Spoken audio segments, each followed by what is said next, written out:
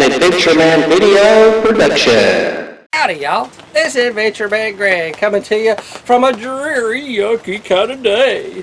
The rain's been falling all day, actually almost all week in fact, and it's just a gloom and doom kind of day. So why am I doing a video? Well, I thought I would share, since I'm going to go on a rain hike, show you some of the things to think about next time you get out when it's wet outside. So stay tuned. Well folks, hiking in perfect conditions doesn't require as much preparation as when you're going to hike in either cold or, in this case, kind of cool and rainy conditions. I've got some of the gear that I'm going to have to go through and choose from. Now, you can probably see that I have a couple of different boots to choose from, some raincoats and rain suits, some hats, and over here I've got some trekking poles. So a lot of thought goes into a austere weather kind of hike like going to today. So I'll show you some of the things that I look for before I head out and go to the trail. As you can see on my boot, you can read the word waterproof.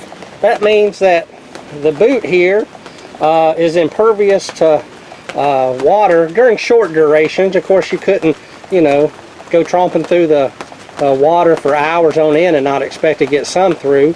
But that's the first thing I look for, is to see if they're waterproof. The next thing that I look for would be the height of the boot. As you can see with this boot, it's more of a low rider, and then this boot comes up quite a bit higher. So whenever the conditions show for puddling water, I always opt for the higher ankle coverage, because it stays waterproof up until this point right here. If the water gets above this, it pours in and your feet are all wet. Now, when I'm choosing my headgear, of course my rain jackets do have a hood, but I like to wear a hat with some sort of brim. Not only does the brim keep the water from hitting on you, but I think it's more comfortable than the hood from the raincoat, but that's just personal preference. Another thing that you may want to do is treat especially your hats and whatnot that you plan on taking out with some sort of fabric protector to keep the item somewhat waterproof. Of course, the longer you're in the weather, the more chances that the rain, snow, sleet, whatever will work its way through. But treat your stuff. In this case, I use this Camp Dry, but you can use a wide variety of products that will do the same thing. Now, the next choice that I have will be my outer garment. I do have a rain jacket. You can see it's pretty lightweight, and it is water resistant. Again, long duration in the rain, and it will seep through. But today I'm going to use a rain suit. This has not only the upper part, the jacket, but it also has pants too. So that should keep me dry from head to toe. Last but not least, before I hop in the truck and head on out, will be the trekking poles. I've got numerous types, but today I'm going to go with something with a sharp tip. As you can tell, the wood one in the middle may slip, whereas these other points will dig into the loose soil and hopefully keep me from slipping and doing a little mud wrestling. So there's my preparation. I'm going to get dressed, and when I come out with my clothes, I'll talk about that. So you stay tuned, don't go nowhere. Well folks, I got dressed.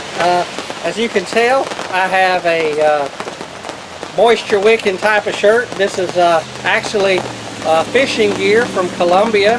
It's lightweight, but the good thing with moisture wicking is it keeps the moisture from soaking in. It kind of repels it, and it dries rather quickly too. and I'll show you my breeches or my hiking pants here in just a moment. All right, folks, as you can tell, again, got lightweight, moisture wicking pants. And these actually have zippers, so if I want to, I can zip the bottom of the pant leg off and have shorts, just in case I get way too wet. But hey, this moisture wicking stuff is awesome. I won't show you this, but I also decided to put on some moisture wicking underwear too, just so that I don't get that wet, soppy feeling if I was to really get drenched. But I'm hoping that my rain suit will keep these pants nice and dry. Howdy, y'all. Well, I've made it to the trail. Today I'm going to be hiking here at Sope Creek. The reason I picked Sope Creek is because they have a paved parking area. I thought about doing East Palisades, but that's a dirt road, and with all the rain, I don't want to get my truck dirty. So I'm going to do Sope Creek.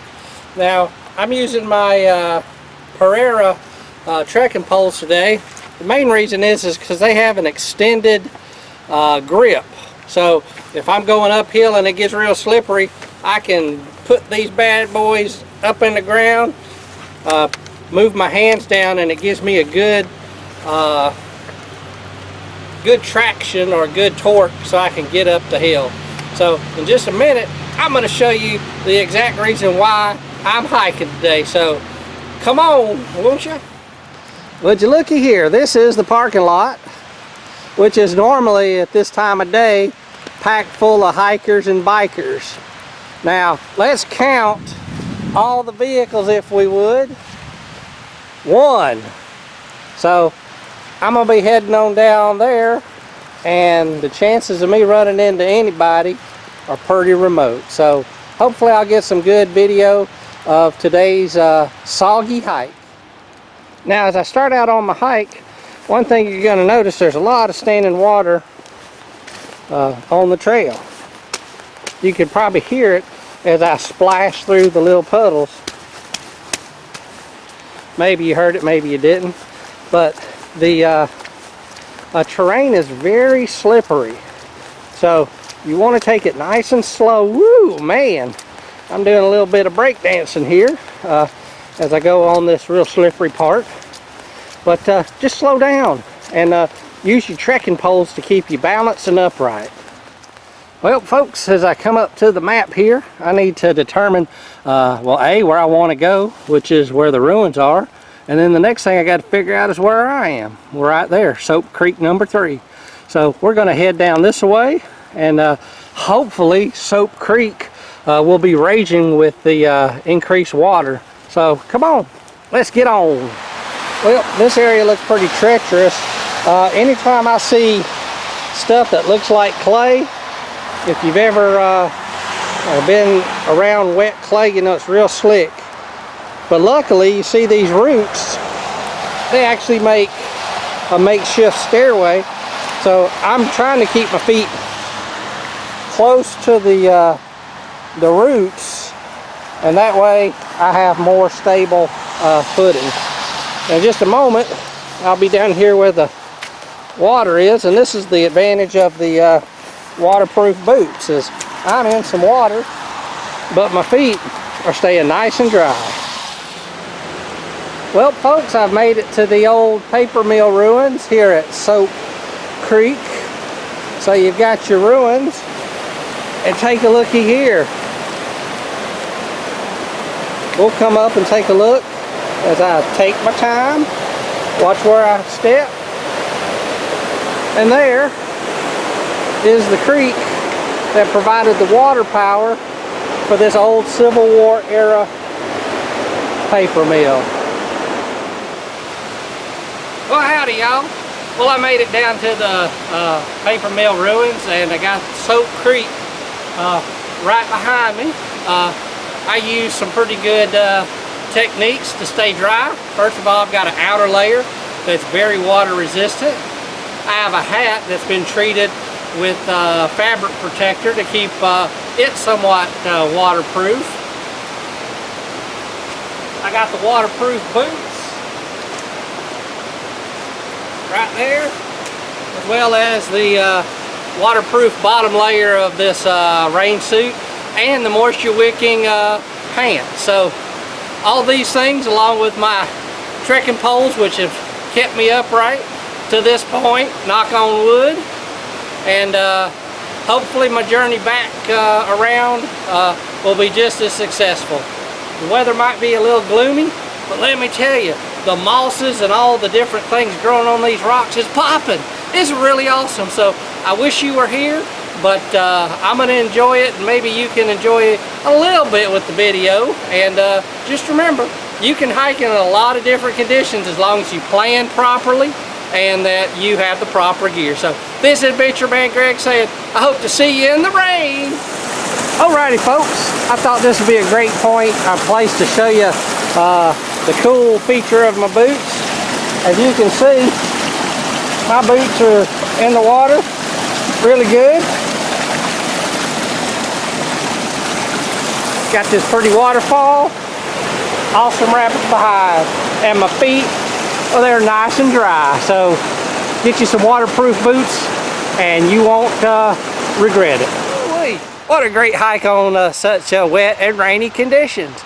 But I didn't let it dampen my spirit. No sirree. Had a great hike. Hopefully I showed you a thing or two. One last little tidbit is don't skip on your rain gear. I only paid a few bucks for this rain gear, and let me tell you, it kept the moisture out, but it also kept a lot of my moisture in. Woo-wee! Let me tell you, it's a good thing you're not here. So spend a little extra and get the good stuff. One other thing, as you can tell, I had a major blowout with my hiking pants in a very sensitive area. So I won't be wearing them pants anymore. So get the good stuff, and I hope to see you on the trail, rain or shine. This is Adventure Man Greg saying, see you on the trail. Thanks for watching. Y'all come back now, you hear?